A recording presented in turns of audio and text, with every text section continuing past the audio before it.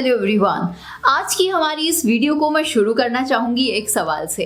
और सवाल ये है कि आप किसी को क्यों सुनना पसंद करते हैं। उसके दो ही रीजन हो सकते हैं। पहला तो कि आप उस व्यक्ति को बहुत ज्यादा पसंद करते हैं क्योंकि वो अच्छी अच्छी बातें करता है, और दूसरी तब जब आपको अपनी प्रॉब्लम का कोई सॉल्यूशन किसी से मिले। जैसे कि आप YouTube पर भी देख सकते हैं कि हाउ टू वीडियोस कितने ज्यादा लोग देखना पसंद करते हैं, बिकॉज उनको उसमें अपनी प्रॉब्लम के सॉल्यूशंस मिलते हैं। और मजेदार बात ये है कि ये टिप्स जो आगे मैं आपको इस वीडियो में बताने वाली हूँ, वन ऑन वन कॉन्वर्जेशंस में भी आपके लिए उतने ही ज्यादा हेल्पफुल रहेंगे जितने कि किसी भी पब्लिक स्पीकर के लिए किसी पब्लिक स्पीकिंग इवेंट के अंदर। तो जब बात आती है एक स्पीच डिलीवर करने की, तो आपका मेन फोकस सिर्फ प्रॉब्लम के सॉल्यूशन पर ही होना चाहिए। और अपने लिए बेस्ट स्पीच टाइप को अपनाते हुए आप एक इफेक्टिव स्पीच डिलीवर कर सकते हैं काफी आसानी से। अभी तक इस सीरीज में आपने जाना था 4 डिफरेंट स्पीच मेथड्स के बारे में: इम्प्रॉम्प्टू, मैन्युस्क्रिप्ट, एक्सटेम्पोरेनियस और मेमोराइज्ड स्पीच, जिनमें से सबसे ज्यादा यूज्ड मेथड है एक्सटेम्पोरेनियस। और क्यों है ये भी आपको हमने बताया था। अगर किसी भी रीजन से आप पिछले एपिसोड्स नहीं देख पाए हैं तो कंप्लीट पब्लिक स्पीकिंग सीरीज का लिंक आपके लिए इस वीडियो के डिस्क्रिप्शन बॉक्स में अवेलेबल है, जहां से आप कंप्लीट सीरीज को एक्सेस कर सकते हैं। जो भी एपिसोड आपसे मिस हुआ है उसे देख सकते हैं, और इस वीडियो की बेटर अंडरस्टैंडिंग के लिए आपको उसे देखना जरूर चाहिए। तो जब आप स्पीच देने के लिए स्टेज पर खड़े होते हैं तो सोचिए जरा कि आप उस अपॉर्चुनिटी तक कैसे पहुंचे हैं। ऐसा इसीलिए बिकॉज बहुत कुछ इस बात पर ही डिपेंड करता है कि आप आफ्टर ऑल प्रेजेंटेशन क्यों दे रहे हैं। फिलहाल हम इस फैक्ट के बारे में बात नहीं कर रहे हैं कि आपको जूनियर कॉलेज में अपनी क्लास के सामने एक एग्जाम क्लियर करने के लिए जनरल कॉन्वर्सेशनल स्पीच देनी है, या फिर आपका बॉस आपको स्पीच देने के लिए कह रहा है। इसीलिए क्योंकि उन्हें शायद स्पीच देने से डर लगता है, या फिर ये उनके लिए एक बोरिंग टास्क है। बट इन रियलिटी एक अच्छी स्पीच देने पर फोकस रखने के बजाय आपको ये पता पहले होना चाहिए कि आपको स्पीच देनी किस लिए है, आपकी स्पीच का मोटिव क्या है, और आप अपनी प्रेजेंटेशन से ऑडियंस को क्या फील करवाना चाहते हैं।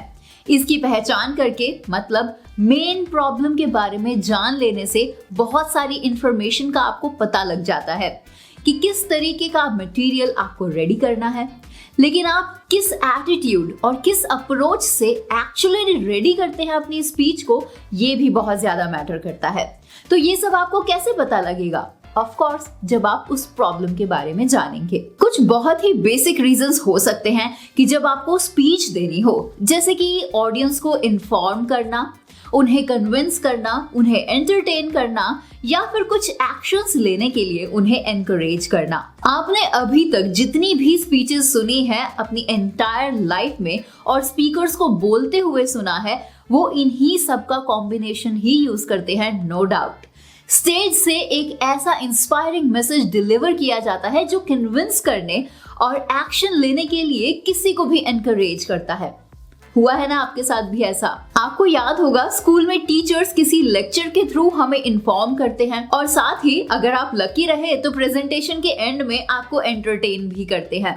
तो सबसे पहली बात तो ये है कि आप अपने आप से पूछिए कि आपके पास टॉपिक क्या है, आपकी ऑडियंस कौन लोग हैं। इसमें कुछ वेरिएशंस हो सकते हैं, जैसे कि आपको कुछ सेल करने के लिए प्रेजेंटेशन देनी हो, या फिर अपनी स्पीच देनी हो जिसका फॉर्मेट थोड़ा कन्विंसिंग ही होगा। पता है, जब आप स्टेज पर होते हैं ना, तब अपनी प्रेजेंटेशन डिलीवर करने के लिए तब आपको खुद से ये सवाल पूछना चाहिए कि जो भी आप इंफॉर्मेशन अपनी ऑडियंस के साथ शेयर करने वाले हैं, उस पर आपकी ऑडियंस का क्या रिएक्शन होने वाला है। बिकॉज यही वो टाइम होता है जब आप अपनी ऑडियंस को भांप लेते हैं और आपको पता लग जाता है कि आपको किस तरीके से लोगों को हिट करना है। क्या आप सिर्फ न्यू इन्फॉर्मेशन के साथ आज से बेटर और स्मार्टर उन्हें बनाकर हॉल से भेजना चाह रहे हैं, या फिर अपनी प्रेजेंटेशन से लोगों को खुश करना चाह रहे हैं? आप चाह रहे हैं कि लोग हंसते हुए प्रेजेंटेशन को खत्म करें और वो टाइम के साथ उसे याद भी रखें, जैसा कि स्टैंड अप कॉमेडियंस करते हैं? या फिर आप चाहते हैं कि वो आपकी उस प्रेजेंटेशन या स्पीच के बाद आपकी वेबसाइट को विजिट करे, या फिर कोई पॉलिटिकल पार्टी ज्वाइन करे, या फिर ज्योग्राफिकल और एनवायरमेंटल हैजार्ड्स को रोकें कि बहुत ज़्यादा पॉल्यूशन फैल रहा है, उसको रोकने के लिए आपको कुछ एक्शंस लेने चाहिए।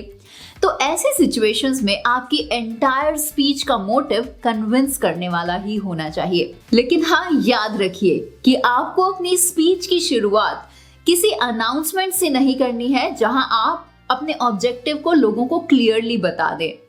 ये तो जरूर होना चाहिए कि आपको पता होना चाहिए कि आपका ऑब्जेक्टिव क्या है। कभी कभी ये बहुत ज्यादा ऑब्वियस भी हो जाता है, जैसे कि जब आप स्कूल में एक क्लास को एड्रेस करते हैं तो ये ऑब्वियस है कि आप उन्हें कुछ इंफॉर्मेशन ही डिलीवर कर रहे होंगे, बट उसी के साथ आपको उन्हें कन्विंस भी करना होता है सर्टेन एक्शंस लेने के लिए। आपने कभी ना कभी स्टैंड अप कॉमेडियंस की वीडियोस या फिर उनके लाइव शोज जरूर अटेंड किए होंगे।